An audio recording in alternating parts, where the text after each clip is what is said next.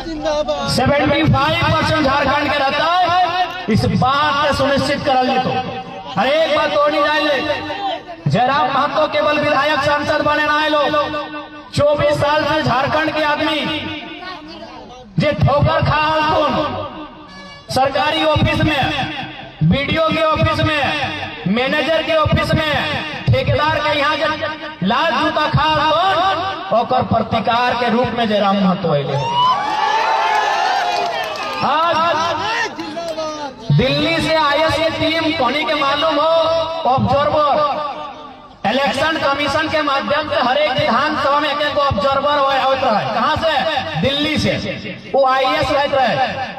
पोखरी की बोले बताओ कि पहली बार हम लोग ऐसा चुनाव देख रहे हैं, जिंदगी में अपना एक पहली बार ऐसा चुनाव देख रहे हैं जहां एक 32 साल के लड़के के पीछे नेशनल और स्टेट लेवल की पार्टी हाथ धो के पड़ी है।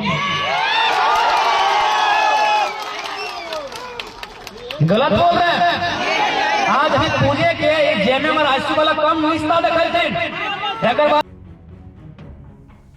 2024 के विधानसभा चुनाव में टाइगर जयराम महतो ने झारखंड में नया इतिहास रच दिया है। जयराम महतो का चुनाव प्रचार के दौरान किया गया दावा बिल्कुल सही निकला है। देखा जाए तो जयराम महतो बीजेपी और आजसू गठबंधन के लिए काल साबित हुए। जयराम महतो की वजह से बीजेपी और आजसू को करीब 15 सीटों पर करारी हार मिली है। जयराम महतो ने चुनाव में सबसे बड़ी चोट एनडीए को दी है। जयराम महतो ने बीजेपी और आजसू के कई किलों को ध्वस्त करने में इंडिया गठबंधन की बड़ी मदद की है। महतो ने झारखंड लोकतांत्रिक क्रांतिकारी मोर्चा नाम से अपनी पार्टी बनाई थी और उन्होंने डुमरी में हेमंत सरकार की मंत्री बेबी देवी को 10,945 वोट से हराकर सबको चौंका दिया। एक साल के अंदर जेएलकेएम ने ग्रामीण क्षेत्रों में खासकर कुर्मी महतो समाज में अपनी जबरदस्त पकड़ बनाई है। देखा जाए तो इन सीटों पर जयराम महतो ने बीजेपी आजसू उम्मीदवारों की हार में बड़ी अहम भूमिका निभाई। बोकारो में बीजेपी कैंडिडेट 7,207 वोट से हारे हैं, जबकि जेएलकेएम उम्मीदवार को 39,621 वोट मिला है। तो काके सीट पर बीजेपी की हार का मार्जिन 968 है, जबकि जेएलकेएम को 25,965 वोट मिला है। वहीं छतरपुर सीट पर बीजेपी की हार का मार्जिन 736 रहा, तो यहाँ जेएलकेएम उम्मीदवार को 1,065 वोट मिला है। गिरडीह सीट पर बीजेपी उम्मीदवार की हार का मार्जिन 3,838 रहा, तो यहाँ जेएलकेएम कैंडिडेट को 10,787 वोट मिला। तो खरसावा सीट पर बीजेपी की हार का अंतर 32,615 रहा, तो जेएलकेएम को 33,841 वोट मिला। वहीं टुंडी सीट पर बीजेपी की हार का मार्जिन 25,603 वोट रहा, तो जेएलकेएम को 44,464 वोट मिला है। सिंदरी सीट पर बीजेपी उम्मीदवार 3448 से हार गए, लेकिन यहाँ जेएलकेएम उम्मीदवार को 42,664 वोट मिला। तो निरसा सीट पर बीजेपी कैंडिडेट की हार का अंतर 1,808 रहा, जबकि यहाँ जेएलकेएम उम्मीदवार को 16,316 वोट मिला है।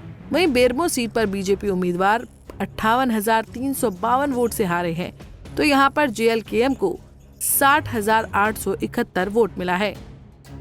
वहीं सिल्ली सीट पर आजसू सुप्रीमो सुदेश महतो को भी करारी हार का सामना करना पड़ा है। सुदेश महतो की हार में जेएलकेएम उम्मीदवार देवेंद्र नाथ महतो की बड़ी भूमिका रही है। सुदेश महतो 23,867 वोटों के अंतर से हारे हैं, जबकि देवेंद्र नाथ महतो को 41,725 वोट मिला है।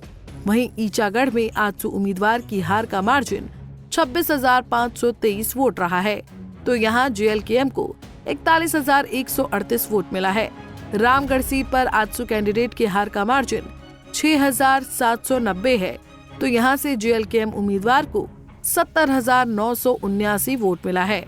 वहीं गोमिया सीट पर आजसू की हार का मार्जिन 54,508 रहा है, तो जेएलकेएम उम्मीदवार को 59,077 वोट मिला है। साफ है कि जयराम महतो ने आजसू सुप्रीमो सुदेश महतो के वोट बैंक में बड़े पैमाने पर सेंधमारी की है। इससे सुदेश महतो के राजनीतिक भविष्य पर बड़ा सवाल खड़ा हो गया है। Bureau report, Punjab Kesari TV. हमसे जुड़े रहने के लिए हमारे YouTube चैनल को सब्सक्राइब करें और नई वीडियो की नोटिफिकेशन के लिए बेल आइकॉन को दबाएं।